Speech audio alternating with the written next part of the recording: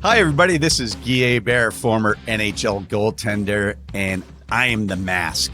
Yes, you are. And I'm Ken French, longtime broadcaster, and that would be the mic. Yeah, this podcast is called The Mask and the Mic. If you couldn't figure that out for yourselves, hopefully you're tuning in, and we've got some exciting stuff in store for you. Yeah, it's all about hockey on this podcast. The men and the women USA Olympic hockey teams both came away with gold, baby. Yes, both in dramatic fashion, both against Team Canada. And we're going to wrap it up. And we'll also talk about Guy Hebert and his history with Team USA. As you can see, he's wearing the jersey right there. So stay tuned. The Mask, the Mic, coming at you next. We hope you enjoy the podcast, and good for us. Hello, everyone, and welcome to another edition of The Mask and the Mic. Ken French, Guy Hebert, back with you. Wow, lots to talk about, my friend. We were like, hey, we don't need a guest for this episode. We have a lot to talk about, a lot to cover. So, yeah, let's get into it. But you know what? Let's get into us. Let's talk about us for a minute. Why wouldn't we? Right? I mean, it can't all be about guests and other people. I mean, this is a show about the two guys right here. Don't people want to hear about what we're doing? Do people care? Will they tune in? Is that going to turn the needle? I don't know. I mean, who knows? Well, I mean, I think we live two incredibly interesting lives that people do want to know about. So in speaking with that, what interesting things have happened to you since we last were on this podcast? All right, you don't want to know, but I will tell you, you have no idea, really. I don't. You have no clue. So we will dive into it a little bit later in the show, but you and I had the chance to do Latvia against Team USA, Olympic men's hockey, game number 1. We were at Green Cheek Beer in Orange. Our friend Brian Rosso, who co-owns it with Evan Price, was there and had a fun night, packed house. Even though it was tape delayed, everybody showed up. It was a great night. It was so much fun. It was a surprise, but no surprise. No surprise, but a surprise. Fans were there. A lot of Ducks fans, a lot of hockey fans. So that was fun. And the reason I bring that up is because Brian asked me to be a contestant for a talent show, Guy Hebert. I've heard rumors and speculation. Have you? But yes, please proceed on this. It was one. called the Duke of Orange. All right. And it was a talent show. There were 11 contestants. I was one of them, to perform on stage in front of several hundred people at the Women's Center, I believe it was, in downtown. First of all, is there video of this that we can get our hands on? Uncle Rich was there. I'm right. hoping Uncle Rich's video was lost. But yeah, so we were tasked with the challenge. We had to answer one question from our terrific host, Connie, who was up there. And we picked between 1 and 31, and she had all these questions. We just picked a number, and we had to answer a question. And then we had two aspects of the show. We had a talent portion where we had 2 minutes to perform a talent, quote unquote. Yeah, I can't wait to hear this one. And then we had 90 seconds, Skibo. I don't want this to be a whole podcast because I go on forever. We had 90 seconds to do a lip sync / air guitar. So I had to come up with these different elements, and yeah, again, I use quotes. You're harking back to the high school days with the air band contests, right? So yeah, that happened, Kibo. And I will tell you this: I don't go in, I don't half-ass anything. I went in to win. I'll be honest. Do we need a drum roll? I wasn't participating. I was in it to win it. I was in it to represent Green Cheek of Orange and do Brian and Evan proud. I will tell you this: I made the podium. You made the podium. I made the podium. There's a bronze. I was second runner-up. All right, so you are officially the silver medalist. No, I'm bronze. Oh, you're bronze. I know, right? Okay. I don't even know what the runner-up thing is. I know. I'm like, just call me bronze. Just call me bronze. I'm a bronze guy. You're a bronze guy. Well, listen. Anybody at the Olympics who stepped on the podium to accept any medal is extremely excited and grateful. So I think that you're probably excited and grateful as well. I was. Congratulations, Frenchie. Congratulations. I will tell you, there was some disappointment there. I mean, but there were 11. What about the crowd? Guys. I mean, with the crowd, were they displeased with the order of, gold, I don't think silver? so. I will say the crowd was just happy to be there. They were partaking a lot of Green Cheek, a lot of vino, a lot of beverages. They were a very supportive crowd. Let's just say that. Okay. ready to have a wonderful time. The city of Orange put on a great event. So, yeah, I did for my talent. Say that loosely. I did a magic show. Oh God. Is that something's up my sleeve or nothing's up my sleeve or yeah, I found a quarter in your ear? Oh, hey, there you go. It was a magic/comedy show because it was comical. My daughter, Everly, who's 9 now, she helped me put it together. We have become fans of America's Got Talent. So we went through and found some acts and put together an act to do that. And then my lip sync, after much deliberation, we landed on Jailhouse Rock from Elvis. So I did a young Elvis, ordered some props from Amazon, and did a Jailhouse Rock. You know what? I'm actually shocked. If you had just asked me and said, okay, I had to do lip sync, I had to pick a certain, song, music, whatever. Gibo, what do you think I did? So all the time of sitting in a studio with you over these years. Yeah. And there's only one song that comes to mind, and it would be Miley Cyrus, Party in the USA. That was coming. That was coming. Yep. I was thinking I'm that too. so disappointed that that's not what you picked. It's funny because, truth be told, Gibo, you're exactly right. We'd walk into the studio in San Diego and we're doing the show, and that was our warm-up song, or my warm-up song. So they start playing that song when we walked into the studio. So that was it was a big hit back then. Yes. It was a big hit back then. Got everybody going. Everybody fired up. Listen, we were ready to go. Got to get the crowd involved. So I am. That's why you got the bronze. I'm going to say right now. I think so. I think I left something on the table. I mean, the Olympic theme. You think about Party in the USA. The fine gentlemen I was competing against, those guys were, I will say this, Gibo, they left it all out on the stage. Those guys were singing, they were playing piano, they were dancing. We had a rendition of NSYNC's Bye Bye Bye. It was like, wow. And that was the winner too. Yeah. Now, was there some kind of age demographic, or was this just all across the board for the age group? Okay. All across the board. And where did you slot into that demographic? I was probably on the older side. I didn't want to come out and say that. I just thought, to give everybody at home who's listening to this some context to who you were competing against. So you lost to a younger group of guys. Let's put it this way. Shakira once said, her hips don't lie. Well, my hips don't lie because they're sore. Yeah. Because I was trying to mimic some of Elvis's moves. And by the way, that guy could dance. Yeah, that's not easy. I watched Jailhouse Rock 50 times if I watched it once, trying to sit there and get any sort of move down. I even Googled, how do you do Elvis moves on YouTube? It probably had a disclaimer, if you were over the age of 21, please don't try this at home. Yeah. So anyways, that was a long rendition of my weekend, Gibo, which is it's fabulous. That is fabulous. Yeah. Yes, is now over. But let's talk you, because I know you went on a trip because your lovely wife's birthday falls on Valentine's Day. Yeah, yes, it does. And it is a day that, one, I'll never forget, of course, but two... By the way, you hit the lottery with that one. You can't screw that up. No, I can't screw it up, but I will say when we were dating back in college, it was, hey, just so you know, it's not just flowers for both. Like this isn't a one gift day. Oh, so I didn't think about that. You got maybe it is more pressure then. Yeah. Well, she set the tone way back in college. So I think I've done well over the years. But yeah, we did. We actually flew back to New York City to see our daughter, get a chance to see her, and treated to some lovely weather. Still cold, very windy, a little bit of snow. Couldn't believe actually how much snow was still on the streets of New York City. It wasn't that lovely snow that you get, the nice blanketed, fresh, fluffy powder. It was annoying, freezing snow. And the stuff that just looks god awful. It takes me back to my youth where the snowbanks are now black with a bunch of trash in it. I mean, it was New York City, not at its finest, but nonetheless, we loved going there. Got a chance to spend Valentine birthday with my wife. And then of course, getting a chance to see our daughter. But Frenchie, the weather is just terrible. And we barely got out. We flew out on Thursday, the 19th.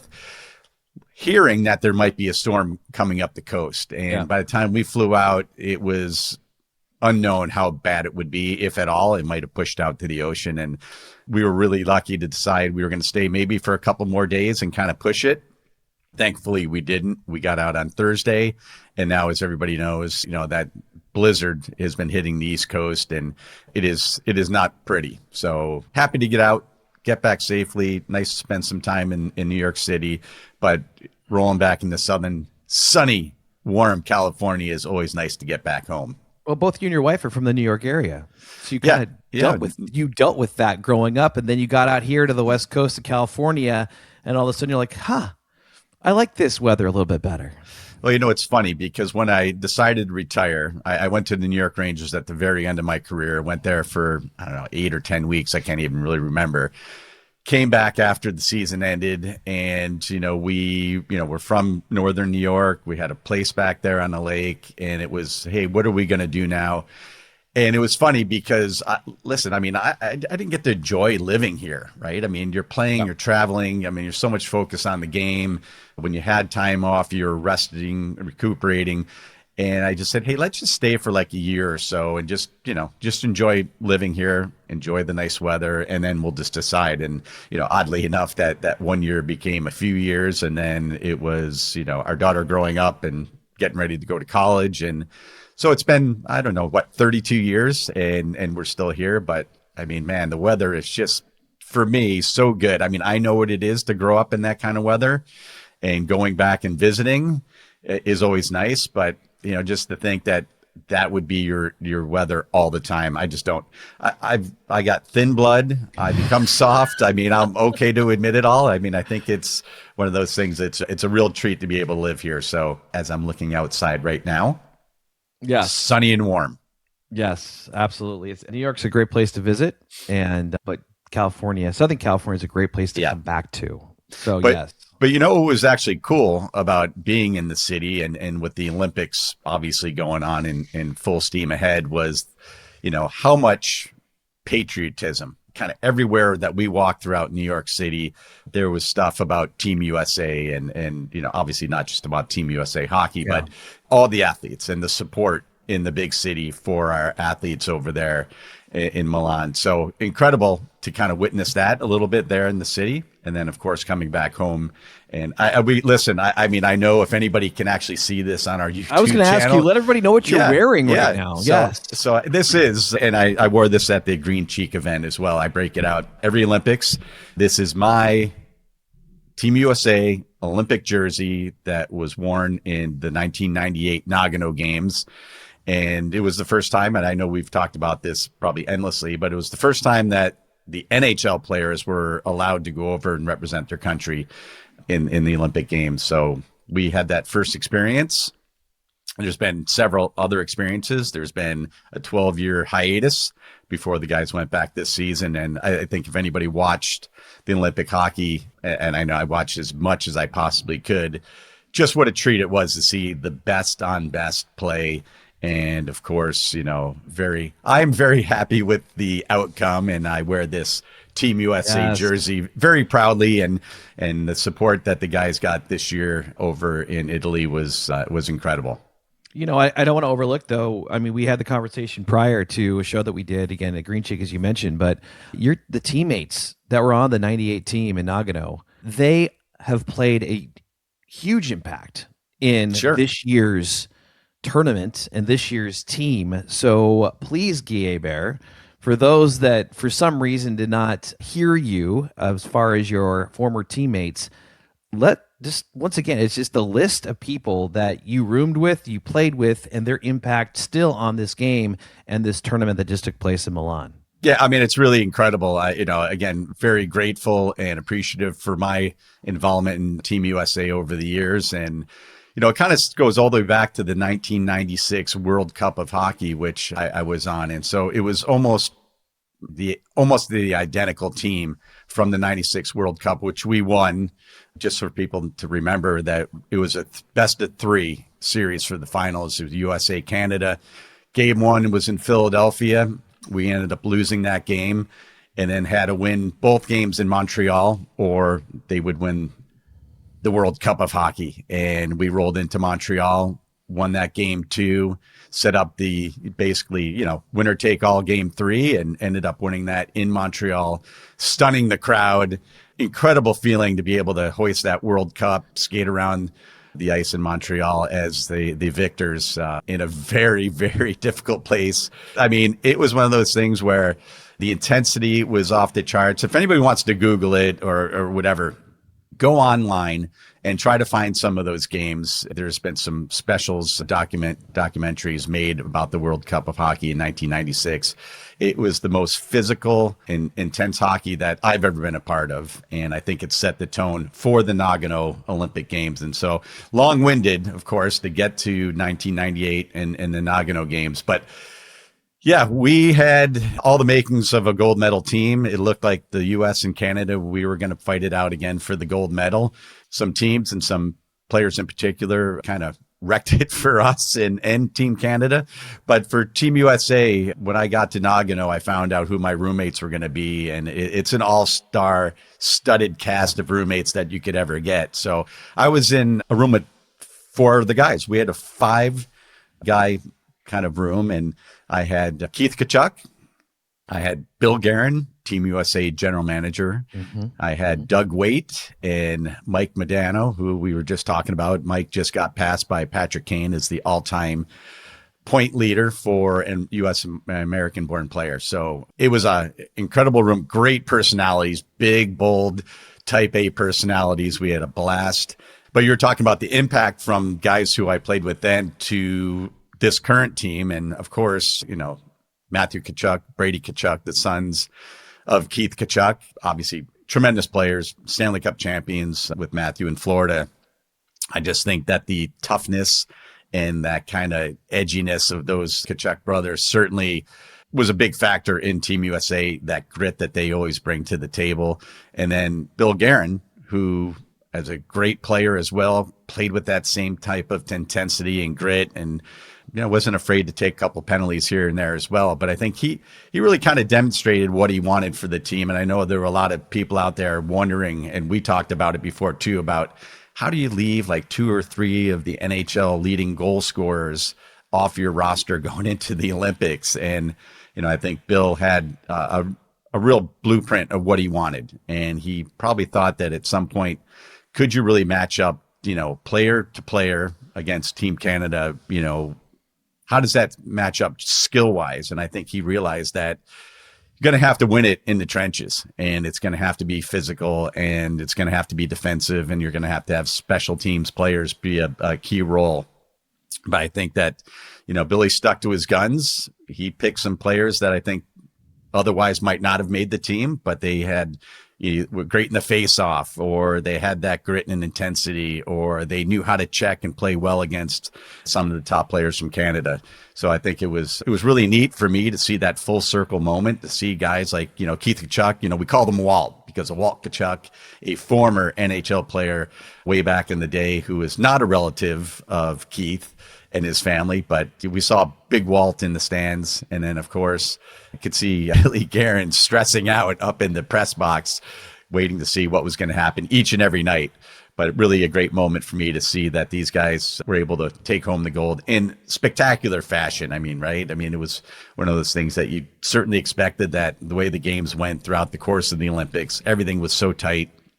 One mistake, one penalty, one missed assignment ended up being the reason that one team won and one team didn't. And it was a great way to continue to sell our sport. And I mean, it's setting up this final stretch of games in the NHL. If you weren't excited about the home stretch and playoff position after watching the intensity and the superior skill in hockey, I think every fan of their team can't wait for their players to get back on the ice to represent their own team and make that stride for the playoffs. And then, of course, the Stanley Cup.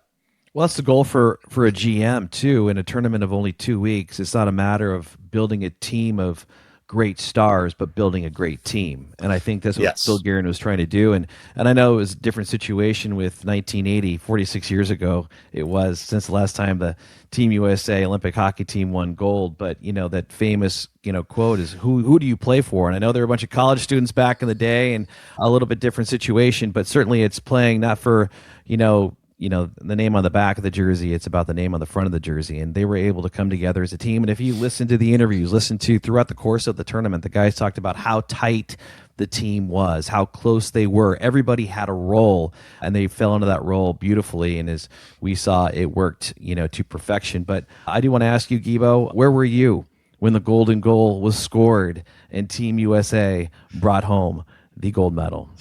Well, I'd like to say I was at a bar and having a great time. I literally was sitting in my house. That's an early cocktail at 5 a.m. here, yes. But yeah, I wanted to sit and enjoy it. I didn't look at my phone. I didn't want interaction with anybody. I wanted to be able to just sit and enjoy kind of in peace and quiet. And that's what I did. I just sat and watched it here at my house and enjoyed every minute of it. And it's funny, you talk about, the chemistry and, playing for the other guy on the ice at the time, and playing for your goalie, or your goalie making a big save like Connor Hellebuyck did. And we'll get into some goaltending in a minute because it's spectacular. But listen, it is about playing for more than yourself and playing for more than maybe just your teammates. It's the opportunity to represent your country and to do something that hasn't been done in decades is certainly a motivating factor. And these guys knew what was at stake, and they knew how formidable, all the teams were, and then especially Canada. And with that rivalry, there's no love lost. Listen, you play with these guys. A lot of these guys are your teammates, much like when I played, and then the current guys. But, when you put that jersey on, you don't really see, your teammate. You see essentially the enemy. It's like, I need to beat that guy. I have to be better than the guy across the ice from me. Or if I'm the goaltender, I've got to be better than Binnington at the other end of the ice. And so there's so much at stake.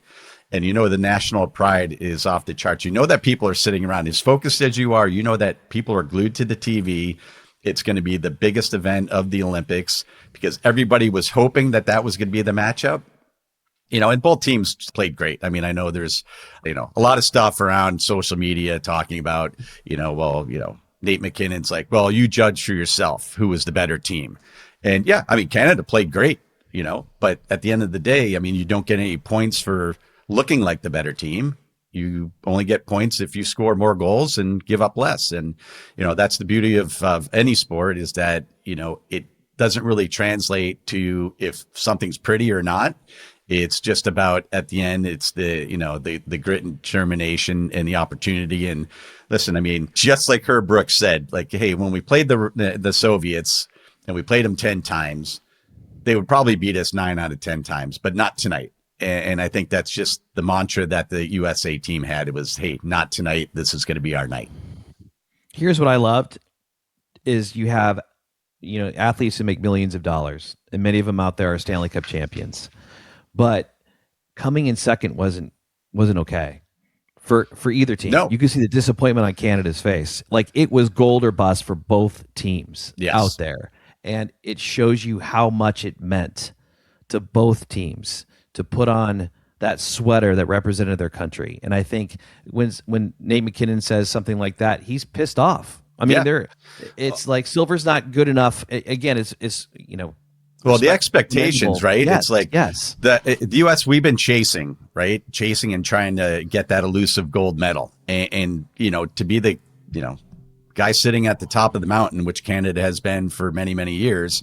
Not that other teams haven't won, but they have become the gold standard. And I think it's one of those things where it's hard. It's hard to continue to be that guy at the top of the mountain, pushing down everybody and being able to continually win. But that's the expectations in Canada. And it comes with a lot of pressure.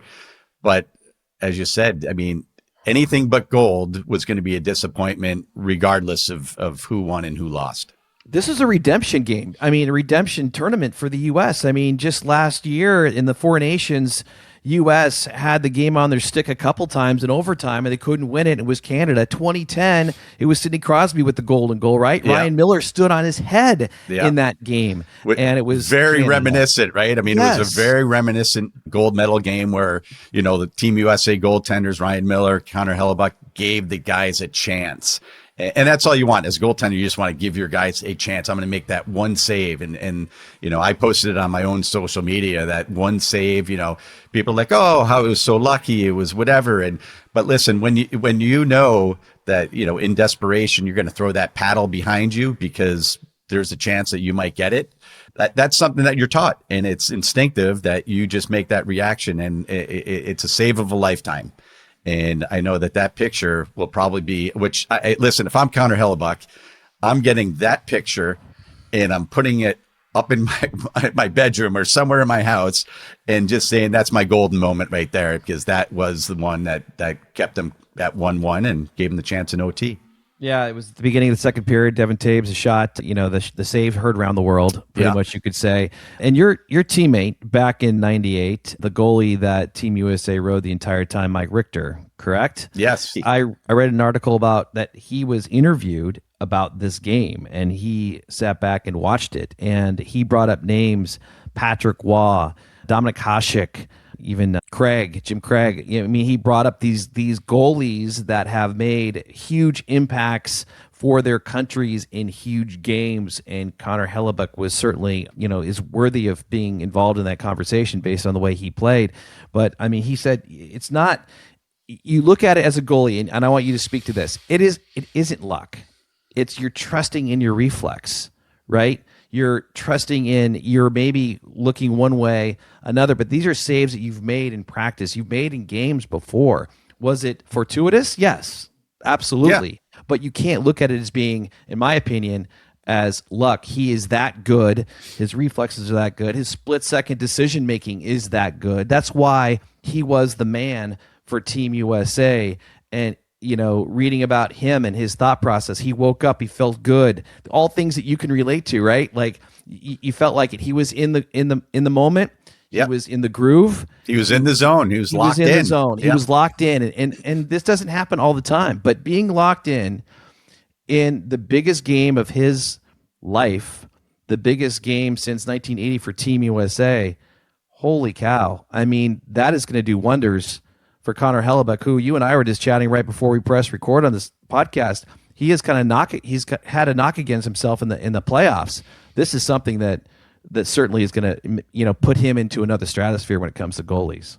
Let's talk about Connor Hellebuyck. And I've also been one of the, I'll call pundits, right? It's, you know, he just has incredible seasons. He's had good teams, 3-time Vezina winner, wins the MVP last year as the best player in the NHL, gets to the playoffs and just seemingly just is not comfortable. And I think this is going to go a long way. Yeah, the Jets are going to benefit in the future during playoffs because now he's been through this fire. He understands, you know, how to control his emotions. He understands what it takes to be able to get into that, you know, zone and lock in and be able to focus. And I think that's going to go a long way in his career. It's going to certainly be great for his team when they get to the playoffs in the future.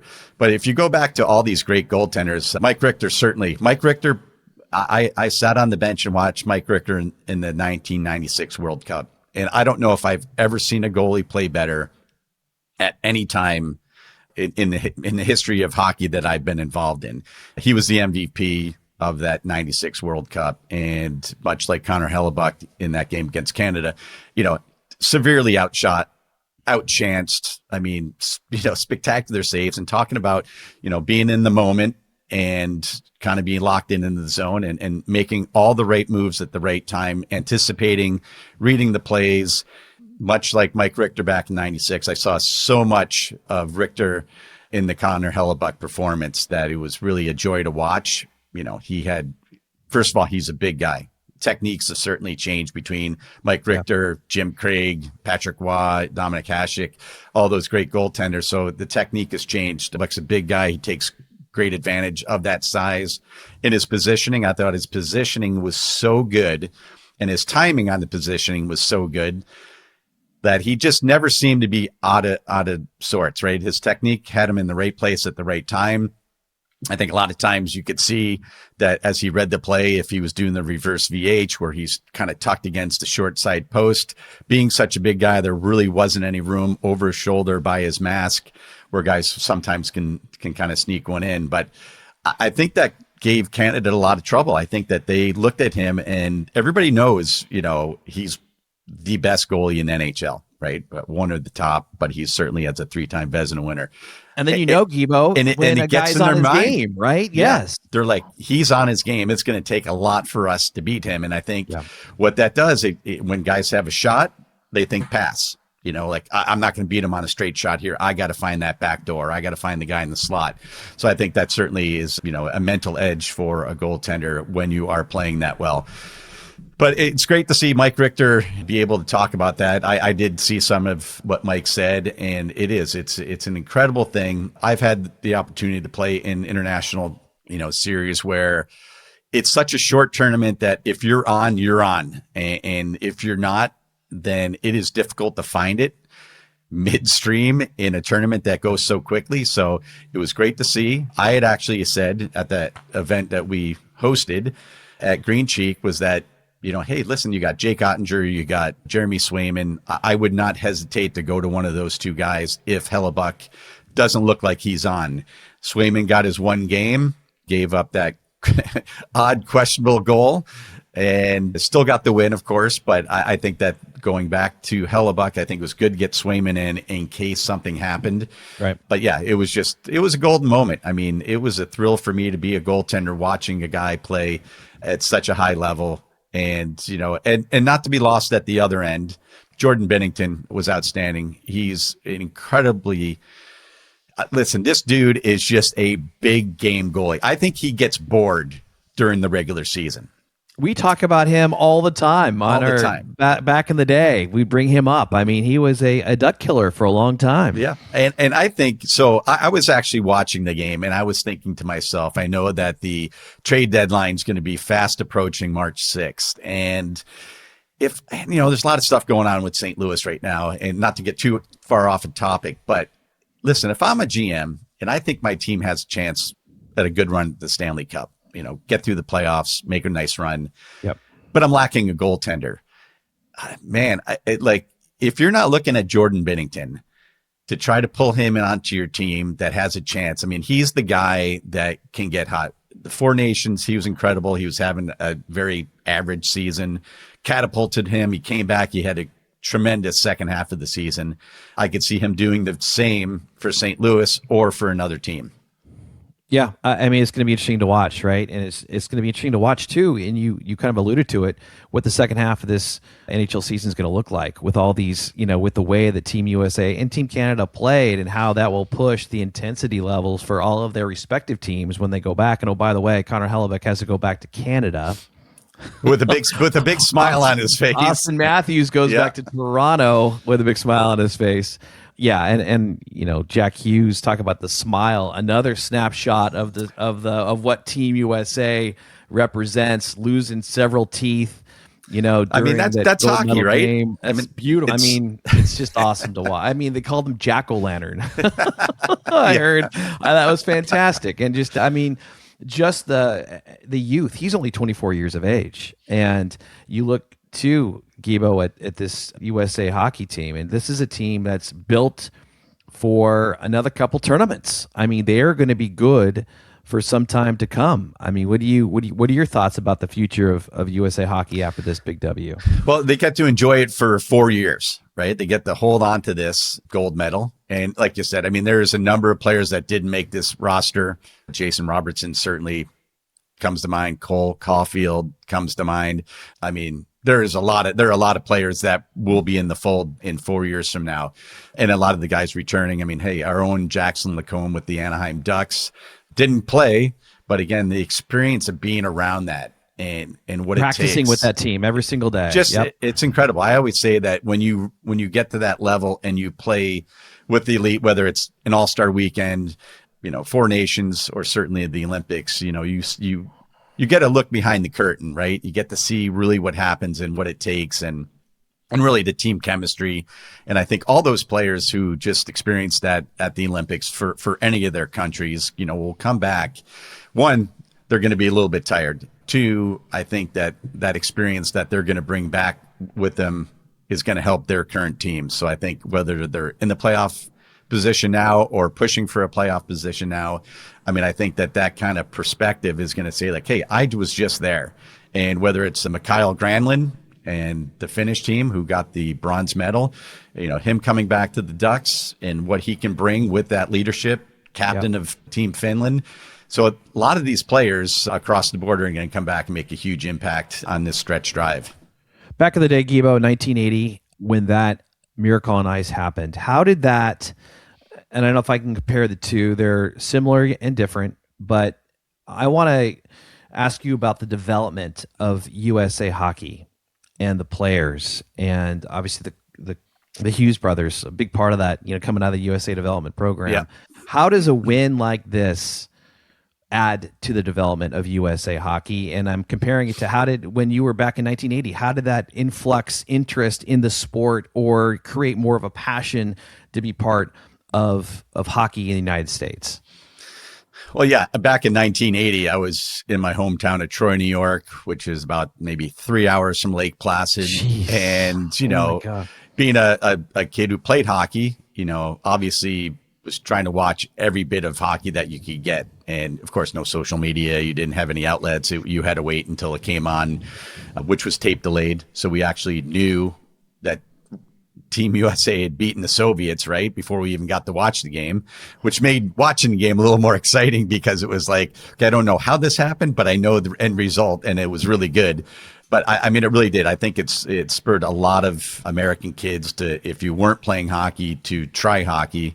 And if you were already a hockey player, I mean, you instantly wanted to be an Olympian. I remember getting this sticker, right? And we used to put stickers on our doors as kids when we grew up back in the day. And one of them was a Snoopy, and it was Snoopy with a hockey stick over his shoulder. And the caption read, I play for the U.S. Olympic team. Do you?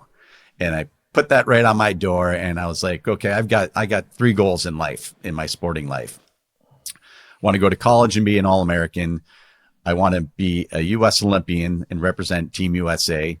And I want to make it to the NHL. And that was like, hey, every kid writes something down as they grow up and says, this is, I want to be a doctor. I want to be a lawyer. This was my wish list. And I wanted to be able to check those boxes off sometime.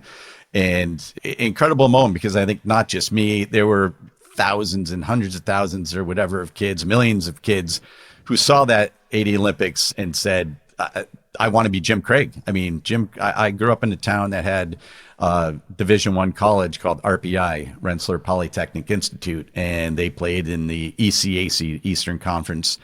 And, Jim Craig would come in town for BU. And I knew who Jim Craig was just because I was a college hockey fan and knew all the goalies that would come in to play there. And so it was amazing to watch him down the street at the Houston Fieldhouse that RPI played in, which literally was, I could ride my bike there and watch Jim Craig and some of the other players that were on Team USA, but mostly interested in the goaltender. But that had such an impact on me personally. And I know for a lot of kids of my generation. And I think, fast forward to right now, the U.S. development program that's been around for probably 20 odd years is been incredible in developing players, giving them a different avenue to be able to develop great coaching, skill building, and chemistry, right? Playing with guys like a lot of these players today all played in the U.S. national team development. And so they're familiar. It's not just familiar because, hey, I play for New Jersey and he plays for, the Rangers or whatnot. It's like these kids at a younger age played together and developed their skills at the same time together. So there's that familiarity that really helps, I think, in these tournaments where it's not just all of a sudden 20 odd guys thrown together who don't really know much about one another. They know the skills on the ice, but they know each other personally. And I see that going forward where more kids are going to be involved and interested in that U.S. team. And I think that'd be a great thing for USA Hockey. 3 for 3 though, right, Guibo?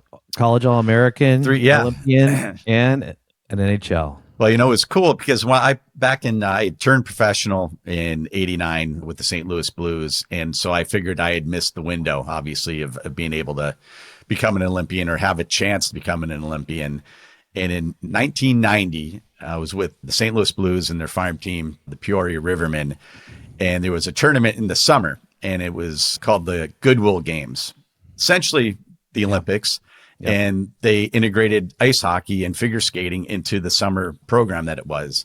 I had a chance. I was selected to Team USA, and that was what I thought was my Olympic moment, and had a chance, to put the USA jersey on, be able to play. We played against the Russians both in the preliminary round. We traveled with the Russians, playing in a couple exhibition series games to kind of promote the tournament, and then ended up playing the Russians in essentially the gold medal game. And I won't bore everybody with all the details, but an incredible tournament. I thought that was my moment. It was awesome. We ended up losing to the Russians in a shootout. That was after, I think, 1 or 2 20-minute overtimes, but just incredible. I mean, they had, Sergei Fedorov was part of that team. He defected during the exhibition series. An incredible story. We'll save for another time. But yes, I did eventually, because of the NHL deciding that, hey, we want to promote our game more worldwide and globally, that we're going to send NHL players. So it was, tremendous moment to be able to check that last one off my list. Yeah, well, congratulations. I love that when you think it, to be true, you dream it to be true when it does come true. So congrats, man. That's such a cool thing. And I do want to touch on one other thing when it comes to Team USA hockey. Is something that really hit me, and I know it's hit the rest of USA hockey, and really the USA, is Johnny Gaudreau, and seeing that jersey come out. And I just didn't realize that it was up in the locker room the entire time. Of course it should be. And for them to skate around with that jersey at the end, for them to have these 2 of his 3 kids on the ice, one of them, Johnny Jr., by the way, who turned 2 on that day, on the 22nd of February. Johnny picked that day when he was playing hockey, and they had to pick a day certainly for the birth, and he picked that day. So it's just, when you think about all these things and how it all happens, and for him to be part of this, and his family, his parents, and his wife was there with what a moment. I mean, what a moment for them, to the Team USA to he was there the entire time, and that just added to the magic of that moment for USA hockey. It's certainly a galvanizing thing, right? I mean, Johnny Gaudreau, and actually someone just asked me the other day, who's a hockey fan, maybe not, a diehard hockey fan, and just said, hey, why does Team USA have this Gaudreau jersey? He goes, I know the story. I know what happened. I'm aware of whatever, but why do they continue to do that? And I said, because Johnny Gaudreau would be there first and foremost, right? He is one of the best U.S. born players. Johnny Hockey. I mean, when someone's called Johnny Hockey, it's for a reason. He lived up to it. He did. And so it's not lost on the current players that, he's a brother, and that he would have been there with them, and they wanted to keep, his memory alive. And I think that the other thing people forget is that, much like we're just talking about the U.S. national team development and college hockey and getting to know players as you grow up. And he's one of those guys, right? He's one of those guys who, not only was teammates in the NHL, but grew up playing with these guys. And so the connection and the closeness and the brotherhood certainly existed. And I think that, to a man, they wanted to make sure that they honored him. And they did it last year, of course, in the 4 Nations. And I think that they did it in the World Championships as well. And I think just, keeping his name alive, I think gave them perspective on what they were trying to accomplish. And the fact that, it had the Gaudreau family there, his parents, his wife, his children, to be able to share in that and embrace that with them. Hockey is a family. And, anybody who's ever played hockey and has been on a team, maybe even team sports in general, that you always are inclusive. And, it was, to me, listen, I'm almost getting choked up just, thinking about it, thinking about them being out on the ice together and having this jersey out there. It was certainly an emotional thing for all of them. But I think if you were a fan of hockey and Johnny Gaudreau and Team USA, there's no way that you almost could not be choked up, watching that at the end. Yeah, when they skated around that jersey, it did. It just, all of a sudden, it just hit me. And it's like, he should have been there. And it just gave me chills. It took my breath away. And I just almost had to sit down. And I'm like, oh, wow. Yes. That's right. And so what a tremendous way to honor him. And as you mentioned, I think you said it best, keep his memory alive. Yeah. And that's, what they're doing. And those kids that were out on the ice, including Johnny Jr., they're going to remember that for a long time to come. But Guibo, let's not forget, as we come to near an end here on this podcast, that the women, holy cow, what about this? Is a clean sweep for USA Hockey, and the ladies were dominant. I mean, Canada 5-0 earlier in the tournament. Granted, they had to go to overtime again, and a couple laid. Hillary Knight came out and skated with the Ducks several years ago. We know Kendall Coyne Schofield, she's been out with the team as well as part of that USA team, and Erin Frankel, the goalie. We were talking goalies. I mean, she was lights out. I mean, it was a dominating performance, and I think I wrote it down here. They won all 7 other games, obviously, but they outscored their opposition 33-2. Yeah. And that was their 3rd gold medal, and they have been on the rise, and they have been consistent. And if you want entertaining hockey, the men are fun to watch, but the women, they go out there and they are hitting hard and they are skating fast. It's fun to watch, and they leave it all out on the ice. And I am so stoked for them as well, and for what they're able to accomplish. And one of the Lady Ducks was on the team too. So I mean, it's like, again, you talk about Kayla Barnes. You talk about this youth movement, California in particular, and then the U.S. and getting fired up to being part of hockey in the United States, both for men and women. What a great moment for both programs in Milan.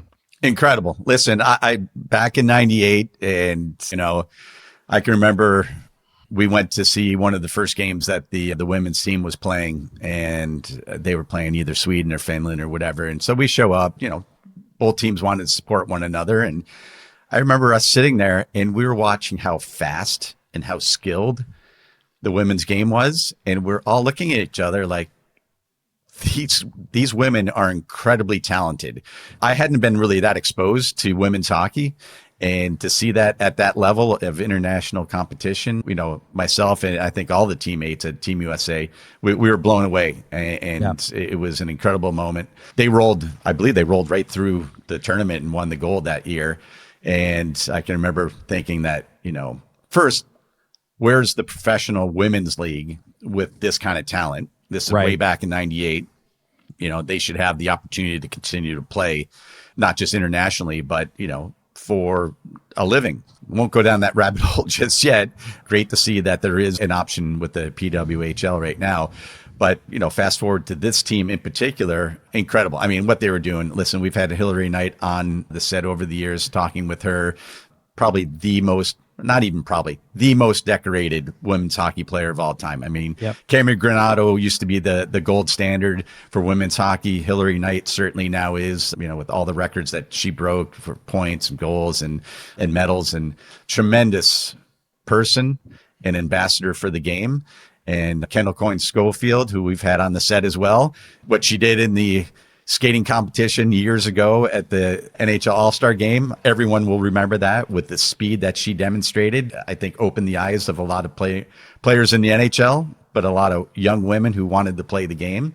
And then, of course, goaltending. I mean, you have to have great goaltending. It's a pressure position that we all, some of us gravitate to, others, that's the last place they ever want to be. And so for Frankel, I mean, was frankly top notch, right? I mean, she was so calm under pressure. I mean, just great athleticism. You talk about like goaltenders now who are so big and tall and take up a lot of net, and she is not. But I loved watching her just natural ability and athleticism to get around the crease and make some just tremendous saves. And of course, to be able to roll through the tournament like that is just really incredible. And as you allude to, it is a fun style of hockey to watch. They're incredibly talented, very deserving, right? Very deserving of winning the gold medal. And of course, Megan Keller, all the plays that happen, right, throughout the course of the Olympics, the pass from behind the net, the outlet that, Keller decides like, hey, I have an opportunity to get up the ice, stretch it out to the far blue line. And then as a defenseman goes in there and pulls off one of the greatest moves. Like if you want a highlight move to say that this is how we win the gold medal, and I can cherish this forever. Not taking anything away from Jack Hughes's goal, but this individual effort was incredible.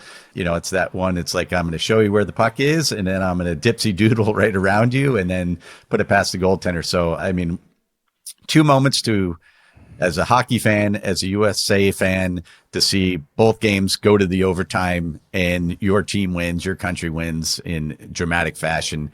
It doesn't really get any better than that.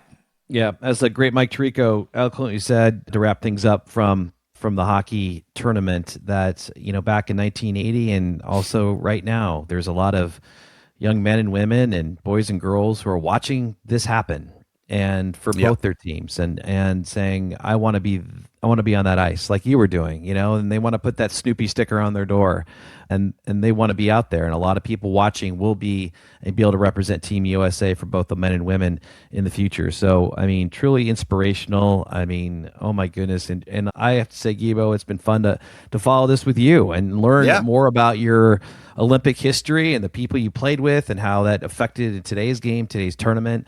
It's been awesome. So I love that you have the jersey. You dusted it off, and Team USA, baby. And you know what? I'm going to make this a full circle moment right now.